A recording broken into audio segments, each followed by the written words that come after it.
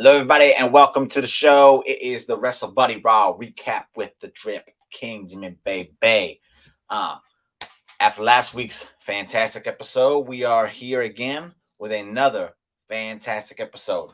1 second. I already forgot something. Can't be doing that, baby. Can't be doing that. Now we're ready for the show.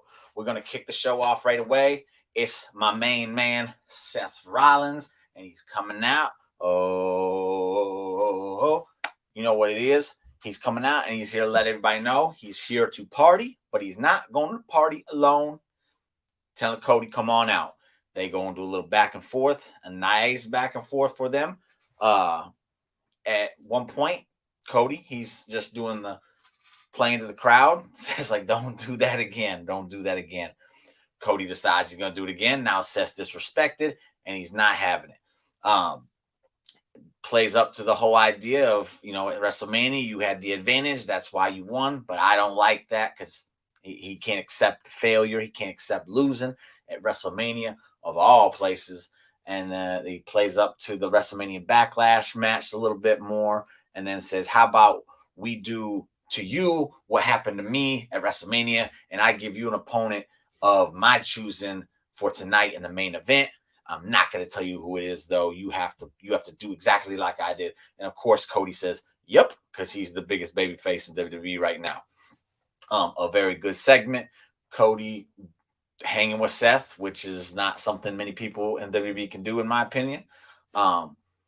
Seth even let it be known, like, hey, I talk the talk. I walk the walk. I drip the drop. He's the full package. He is the real deal. Yeah, that's the opening segment. It was really good, really effective, and it set up our main event. If you thought about it enough, you could probably figure out who Seth picks for this match, but we'll wait to the end of the show for me to drop that on you if you didn't get to see it. From there, we go right into the women's tag team title match that was supposed to take place last week. It didn't. Rhea wasn't ready or something. I don't know. They mentioned it, so I'm glad they talked about it. It didn't happen last week. Happened this week. I don't know. It just didn't seem like they put much effort into this match. It was okay for what it was. And it ended up with Rhea was about to get the win, but Liv wasn't able to hold up her end. Sasha hit the bank statement on her and then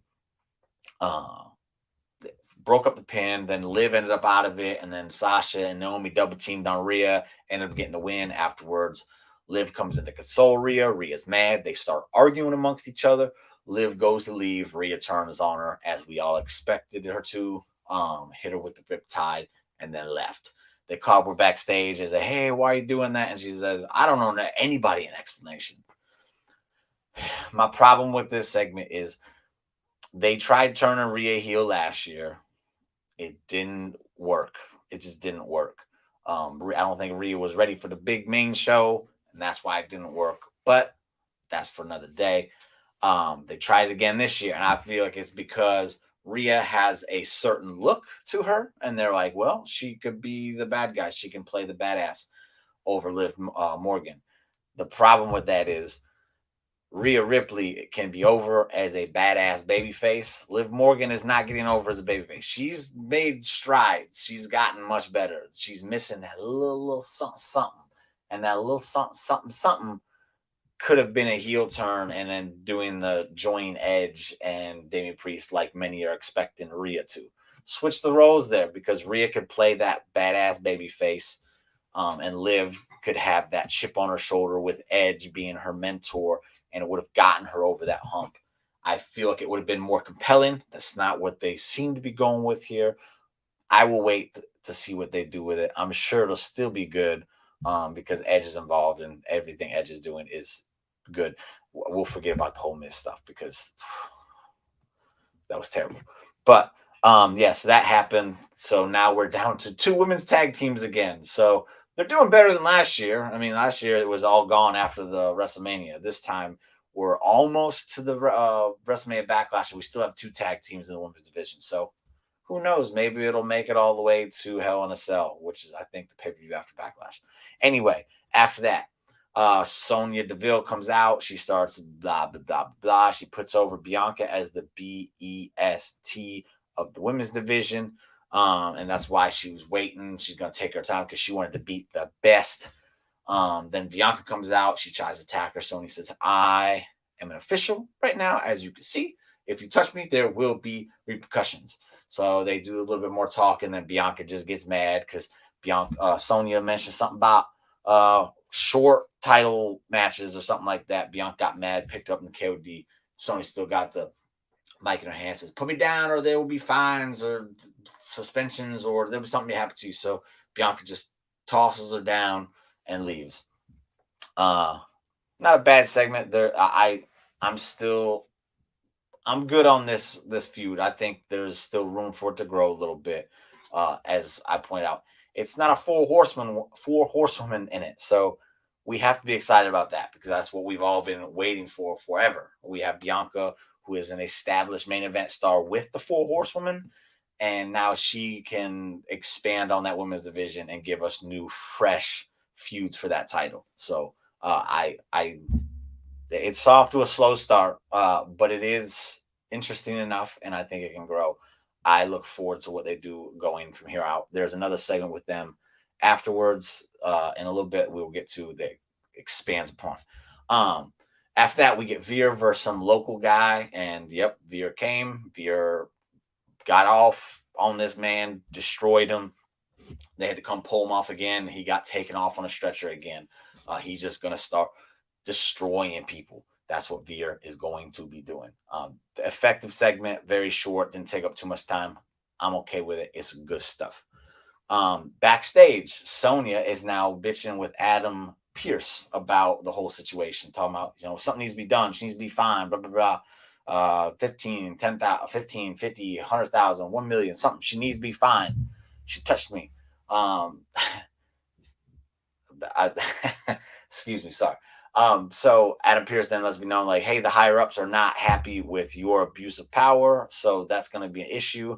And just so you know, I did fund Bianca. By that time, Bianca comes up, and Sonya's like, you need to get out of here. This is official business. And she goes, I'm here to pay my fine. And she pulls out a dollar bill, hands it to Adam Pierce. Sonya is pissed. Adam says, hey, I went by the book.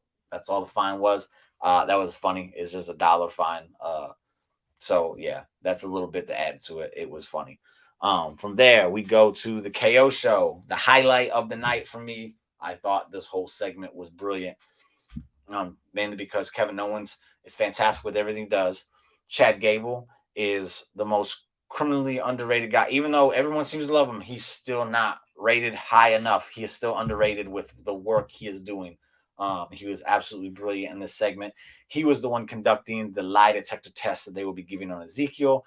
And of course, Ezekiel killed it because that's what Elias's younger brother does. He learned from the best, his older brother Elias, because he was just as good in this stuff as Ezekiel seems to be. They start off with something simple. Said, tell me the truth, yes or no, so we can get a good answer. He asked him. He said yes, it was telling the truth. Flatline. Then he said, I need you to tell me a lie. Is it Monday night? Ezekiel said no. He lied. So the thing went like this.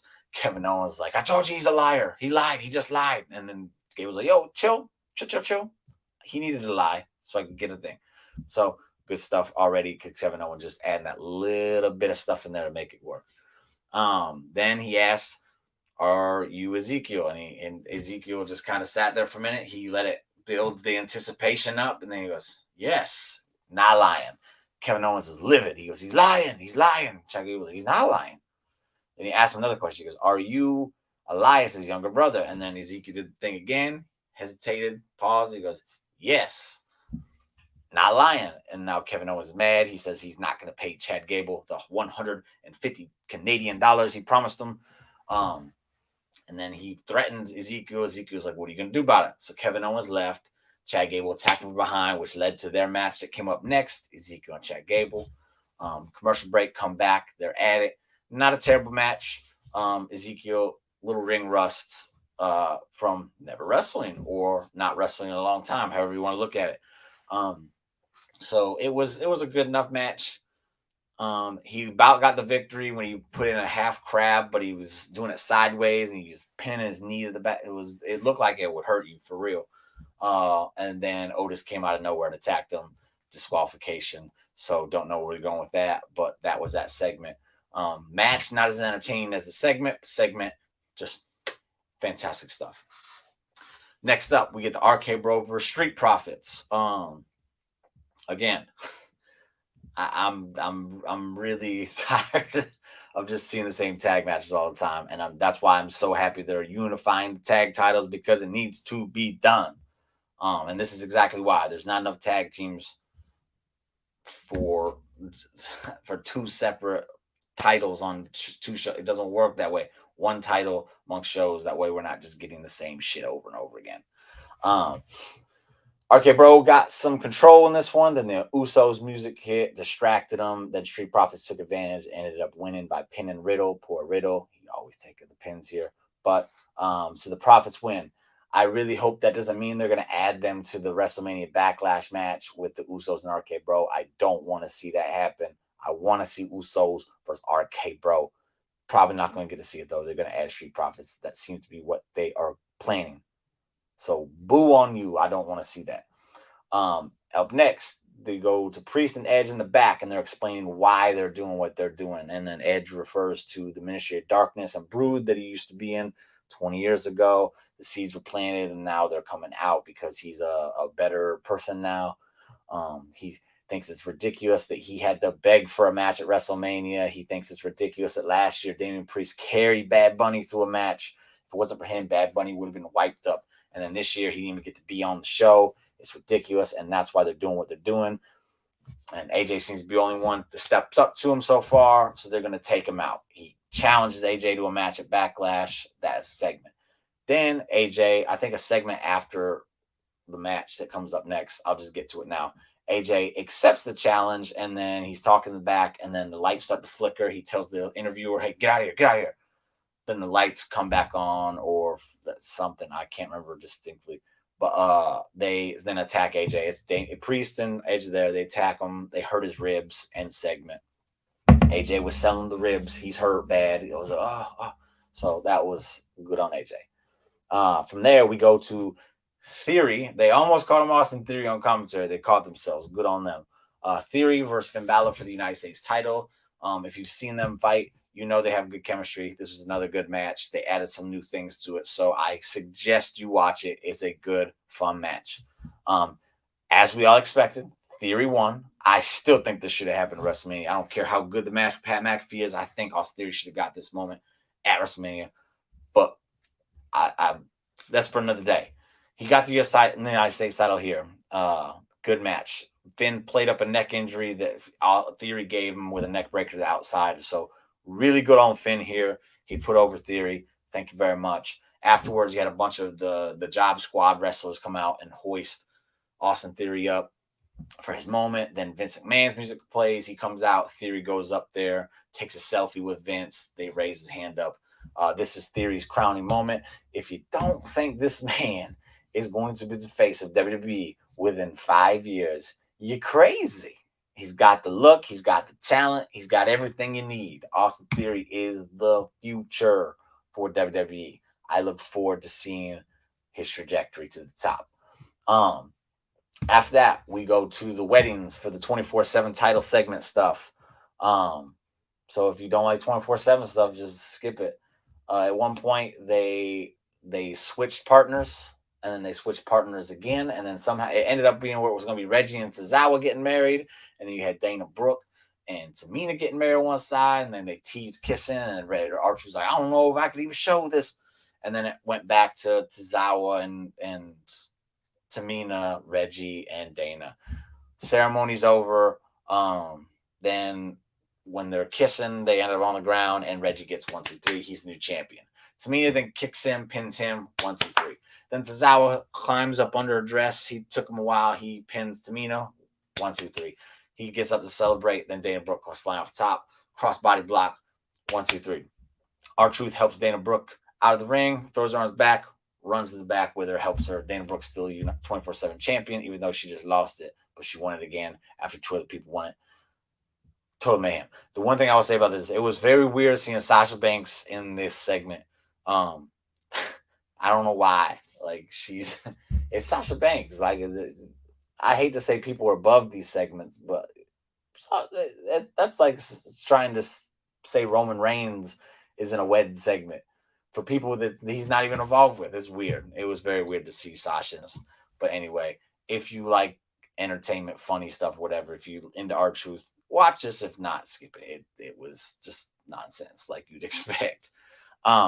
After that, there's an Omos MVP and Bobby Lashley segment where Lashley is now. There was a segment earlier and they challenged him to an arm wrestling contest, I believe. I zoned out because it was not good, which is not a good sign because I'm high on Omos.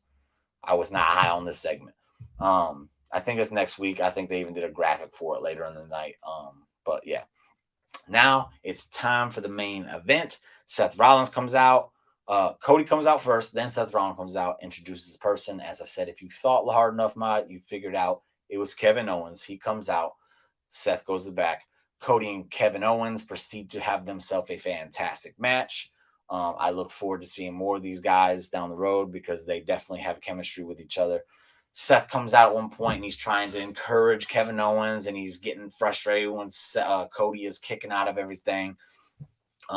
It gets to a point where Kevin's on the outside and Cody's on the inside and the ref's counting 1, 2, 3, 4 to 10. And Seth starts just screaming at Kevin. He says, "Get back in the ring, you fat ass." And that was he's like, "Hey, this ain't my fight." And he leaves. Kevin Owens gets counted out. Seth's mad. Cody gets the count out victory. So now he is, I believe, 4-0, 3-0. I'm not sure. I can't remember. I lost track.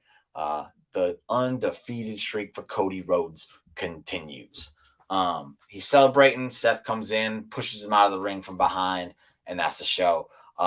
Nothing fantastic, nothing over the top, but it was a solid show from beginning to end.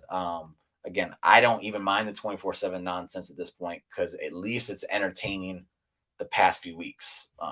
That's not to say next week it won't be back to being poopy, but last few weeks I've enjoyed it. I've enjoyed the whole show. As I always say, Raw is the most consistently good show, and it has been since the draft. This is a step down from last week's, but that's not a knock on it at all. It was still a good show. There was stuff there. If I'm highlighting it for you, Cody and Kevin, the match, fantastic. The Theory Balor match, watch it.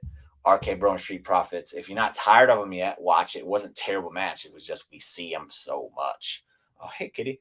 The KO show is the highlight of the night, though. You have to watch that. It was good stuff. But that's all for it. Thank you for watching. If you liked it, like it. Make sure you're watching all the stuff on WrestleBuddy. Make sure you're heading over to Facebook and following the page. And checking out all the articles we got. Because we got a lot of good content. We got a lot of good people working for us. They're putting in a lot of work. Show them some love, just like you're showing me some love. I really appreciate it. They would really appreciate it. We're just trying to grow this thing for you guys because that's why we're doing it, for you. It's fun for you. So with that said, thank you once again. Again, every week I'm going to do this 2, 3, 4, 5. Not enough thank yous to go out because that's how appreciative I am. So last time, thank you very much. I will see you on Wednesday night for the Dynamite recap. I hope to see you there. And now I will wave goodbye with the boom.